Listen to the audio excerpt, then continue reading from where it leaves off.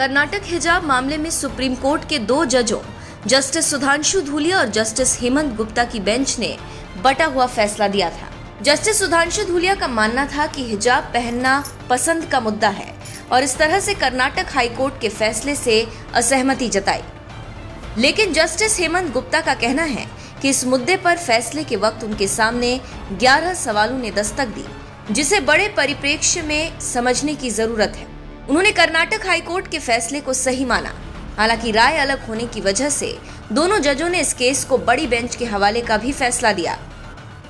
इन सबके बीच हिजाब बैन के समर्थन में फैसला देने वाले जस्टिस हेमंत गुप्ता 16 अक्टूबर को रिटायर होने वाले हैं और अपने रिटायरमेंट से पहले हेमंत गुप्ता ने एक बड़ा बयान दे दिया कि एक जज की भूमिका लोगों को खुश करने की नहीं, बल्कि कानून अनुच्छेदों की व्याख्या करने की होती है।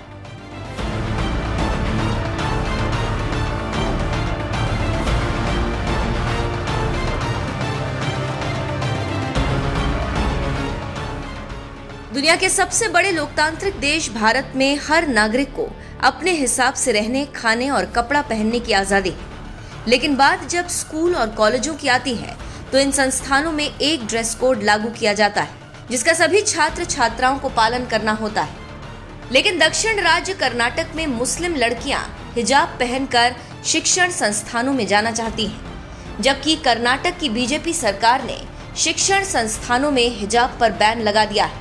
तो वहीं कर्नाटक हाईकोर्ट ने भी बैन हटाने से इनकार कर दिया था। इस फैसले के खिलाफ जब सुप्रीम कोर्ट में याचिकाएं दाखिल की गई तो सुप्रीम कोर्ट से भी इस मामले में बटा हुआ फैसला आया। जस्टिस हेमंत शर्मा ने हिजाब बैन के हाईकोर्ट के फैसले का समर्थन किया। यही वजह है हिजाब मामला जहां अब सुप्रीम कोर्ट की बड़ी बेंच के पास जाएगा, तो वहीं अपने रिटायरमेंट से पहले हिजाब बैन के समर्थन में फैसला देने की वजह से जस्टिस हेमंत गुप्ता सुर्खियों में छा गए। हिजाब बैन के समर्थक जस्टिस हेमंत गुप्ता ने सुप्रीम कोर्ट बार एसोसिएशन यानी SCBA की ओर से आयोजित एक कार्यक्रम में अपना विदाई भाषण देते हुए कहा, जस्टिस हेमंत गुप्ता हिजाब बैन के समर्थन में फैसला देने वाले जज, एक न्यायाधीश लोगों को खुश नहीं कर सकता। ये उसे सौंपी गई भूमिका नहीं है। वो भूमिका सार्वजनिक जीवन में अन्य लोगों को सौंपी जाती है। लोगों को खुश करने के इरादे से कोई इस भूमिका का निर्वहन नहीं कर सकता। मैं अदालत में कठोर रहा, लेकिन आदेश मेरी समझ के अनुसार पारित किए गए। सबसे महत्वपूर्ण मेरी आंतरिक संतुष्टि है कि मैंने संस्थान को सर्वश्रेष्ठ दिया है। मुझे कोई पछतावा नहीं है। मैंने अपने कर्तव्यों का निर्वहन अत्यंत विनम्रता और ईमानदारी के साथ करने की पूरी कोशिश की। हालांकि कभी कभी मैं अपना आपा खो देता हूँ। कोई भी पूर्ण नहीं है। मैं पूर्णता के लिए कोई दावा नहीं कर सकता। मेरी कमियों में जब मैंने गलती की तो ये अनजाने में हुआ है। आपको बता दें, जस्टिस हेमंत गुप्ता को नवंबर 2018 में सुप्रीम कोर्ट में प्रोन्नत किया गया था। इससे पहले वो मध्य प्रदेश हाई कोर्ट के मुख्य न्यायाधीश थे।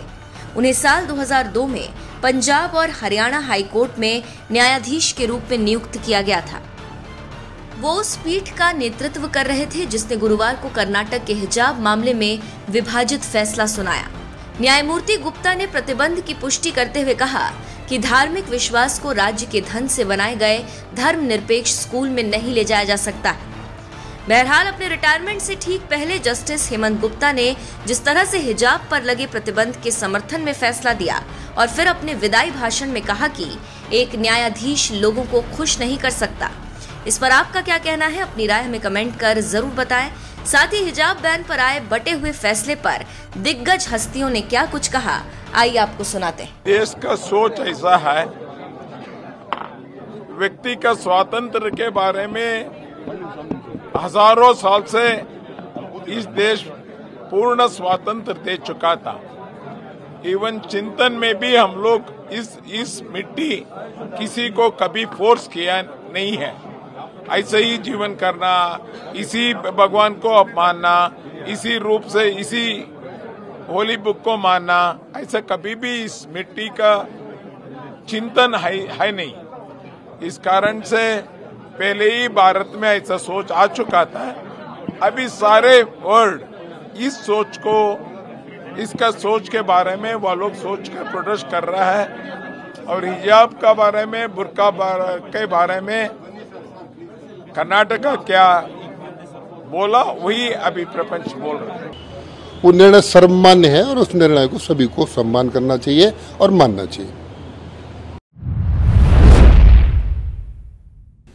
एक तो कर्नाटका सरकार का जो दावा था कि बिल्कुल जो कुछ वो कर रहे हैं बिल्कुल सही है, वो साबित हुआ कि उस ऑर्डर के खिलाफ सुप्रीम कोर्ट के एक जस्टिस ने उस ऑर्डर के खिलाफ पिटिशंस को एक्सेप्ट किया है।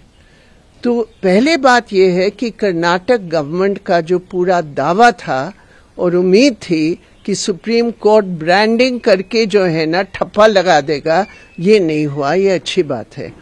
लेकिन जो चिंता के विषय है वो ये है, अभी तो 3 मेंबर बेंच का भी अपॉइंटमेंट होगा चीफ जस्टिस के द्वारा, लेकिन उन लड़कियों का क्या होगा?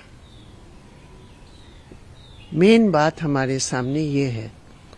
जस्टिस धूलिया है, उन्होंने जो बात कही है वो बहुत महत्वपूर्ण है। उन्होंने कहा है कि इस चर्चा में ये महत्वपूर्ण नहीं है कि हिजाब इस्लाम का अनिवार्य हिस्सा है कि नहीं। वो सवाल हमारे लिए इतना महत्वपूर्ण नहीं है। हमारे लिए महत्वपूर्ण है महिलाओं के अधिकारों का सवाल, और हमको लगता है कि इस बैन से महिलाओं के बुनियादी संवैधानिक अधिकारों का हनन हुआ है।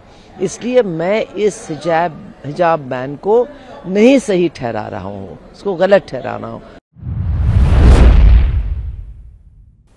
फैसला सुप्रीम कोर्ट का जो आया है वो भी 50-50% डिवाइडेड है, यानी संवेदनशील विषय है। मैंने अभी फैसला पढ़ा नहीं, और दोनों को किस मुद्दे में, दोनों में अलगाव है, डिफरेंस ऑफ ओपिनियन इसको कहते हैं, तो जब तक वो पढ़ न लिया जाए उस पर पूरी तरह से प्रतिक्रिया नहीं दी जा सकती। पर एक बात तो मैं कहूँगा, अब सीजीआई के पास जाएगा, वो लार्जर बेंच को रिफर करेंगे।